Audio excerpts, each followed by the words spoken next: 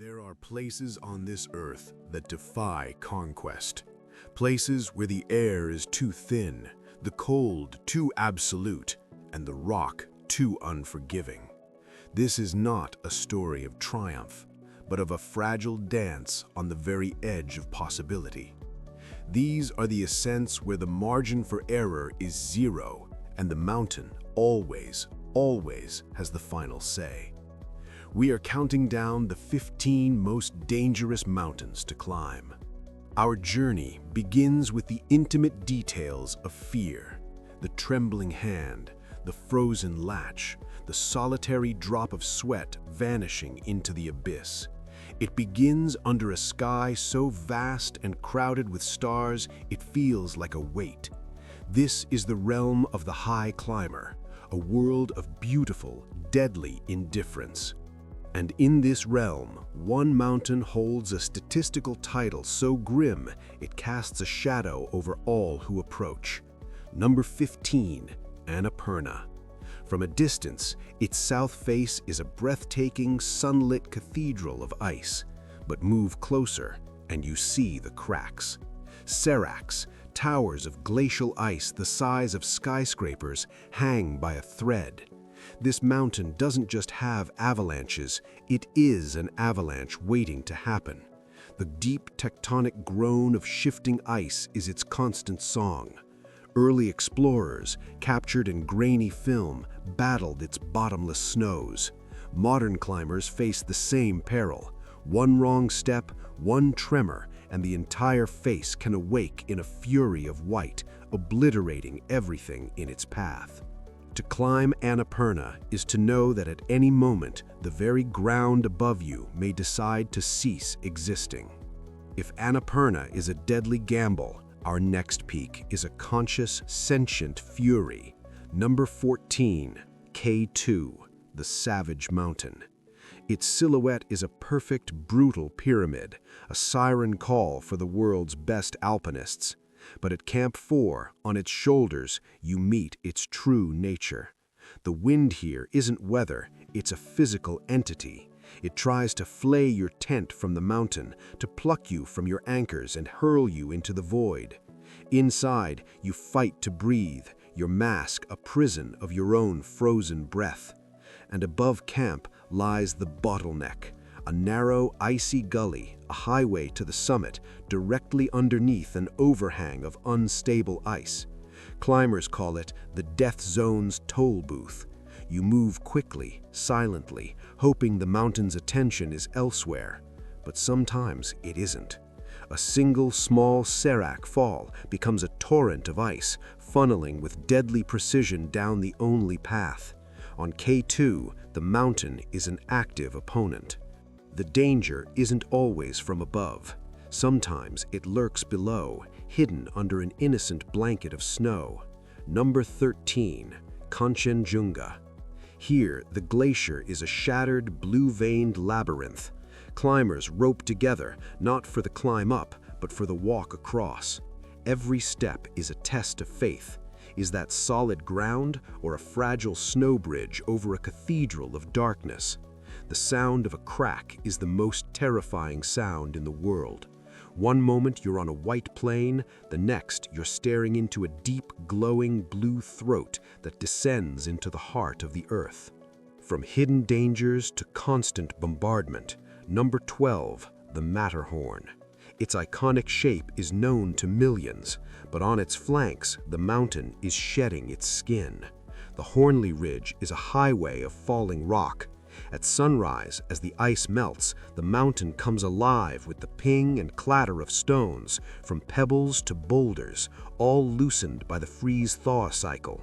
Your helmet isn't just gear here, it's your most vital piece of armor. On the Matterhorn, you are under siege from the moment you begin. Some dangers are psychological. The sheer, overwhelming scale of a thing can break a mind before the body fails. Number 11, Nanga Parbat, the Killer Mountain. Behold the Rupal face, a single unbroken wall of rock and ice rising over 4,000 meters, nearly a vertical mile. From its base, you cannot see the summit. A climber on this face is less than a pixel, a speck of dust on a colossal canvas. At sunset, the alpenglow sets it ablaze in red, a mountain of fire.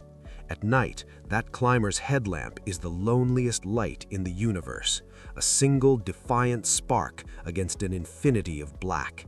This face doesn't just challenge your strength, it challenges your insignificance.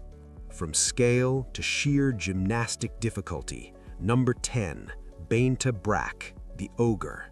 This is not a snow mountain, it is a snarling fang of granite. The climbing here is vertical, overhanging, a puzzle of cracks and sheer faces. You hang from your fingertips, your feet scraping for purchase on nothing but air. Below you, only space. The sound is the clean ping of a piton hammered into a crack and the rasp of your own breath. The Ogre is a pure technical nightmare that demands absolute perfection. And then there is the danger of our own success. Number 9, Mount Everest. On the Hillary step, just below the summit, a different kind of peril unfolds. It's a traffic jam at 28,000 feet. Exhausted climbers, their minds and bodies starved of oxygen, wait in a silent, shuffling line. Your life depends on a tank of gas, and here you are, burning it while standing still. The frost creeps over your mask, the cold seeps into your bones. On Everest, the greatest danger can be the person tied into the rope ahead of you, moving just a little too slow. From a crowd to absolute isolation. Number 8, Annapurna I by night. Imagine your world reduced to a circle of light.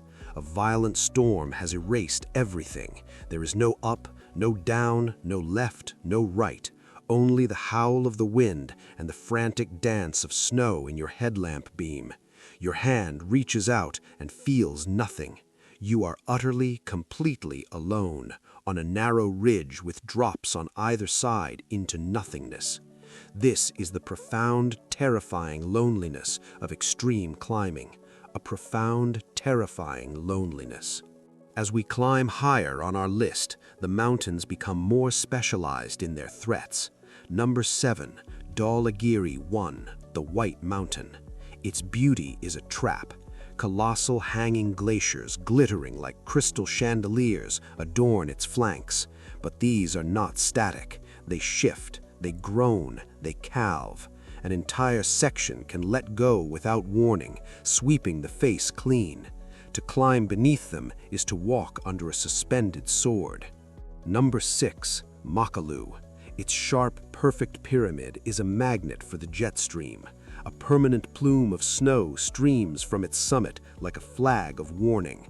Here, the cold is a physical weapon.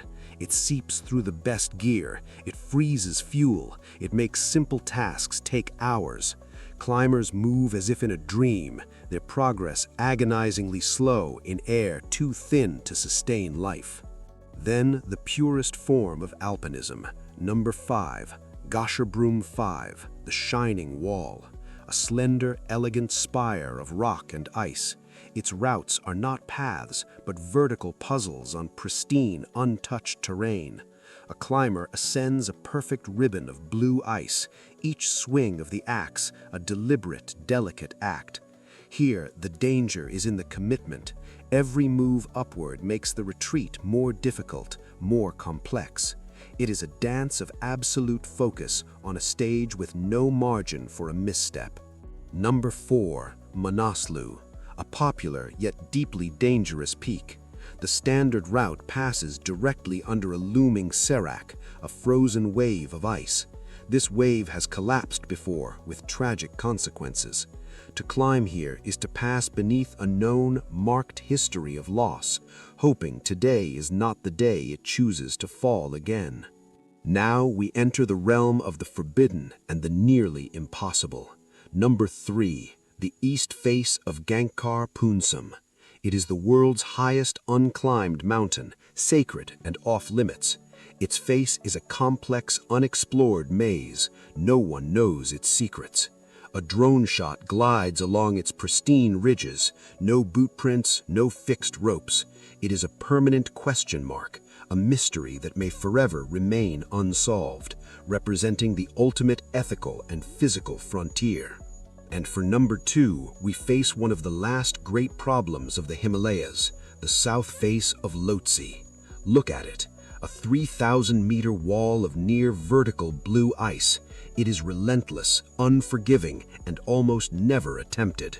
A single yellow tent clings to a tiny ice ledge in the middle of this vastness. This is not a climb, it is a siege against a vertical desert of ice. The exposure is absolute, the commitment total. All these dangers, avalanches, wind, cold, technical difficulty, isolation, they coalesce into one ultimate hellish combination. For the single most dangerous mountaineering challenge on Earth, we must return to the savage mountain. But not as you've seen it. Number 1. K2 in winter. This is a different planet. The color is leached from the world, leaving only shades of gray, white, and bone. The temperature plummets to -60 degrees Celsius and beyond. The cold here is malicious. It forms delicate, beautiful ice feathers on every rope, every carabiner, every strand of hair. It freezes eyelids shut. It turns your breath into a cloud of ice crystals that falls at your feet. The wind is constant, screaming across the balcony of death. It scours the mountain clean of any warmth, any hope. In the perpetual twilight of a Karakoram winter, a headlamp beam might illuminate a ghost from a past season, a climber preserved perfectly in the ice, a stark and silent warning to those who follow. Climbing K2 in winter is an argument against human limits. It is the final, unconquered frontier of suffering, where the mountain's savagery is amplified by the endless night and the deep space cold. It is, without question, the most dangerous game on the planet. From the avalanche-prone slopes of Annapurna to the frozen, wind-swept hell of a winter K2, these 15 mountains represent the extreme edge of the possible. They are cathedrals of rock and ice that demand everything and promise nothing. They remind us of the sublime power of the natural world and the fragile, stubborn spark of the human spirit that chooses to challenge it. For every summit photo, there is a story of terror endured. For every record, a history of loss. These mountains do not care for our ambitions.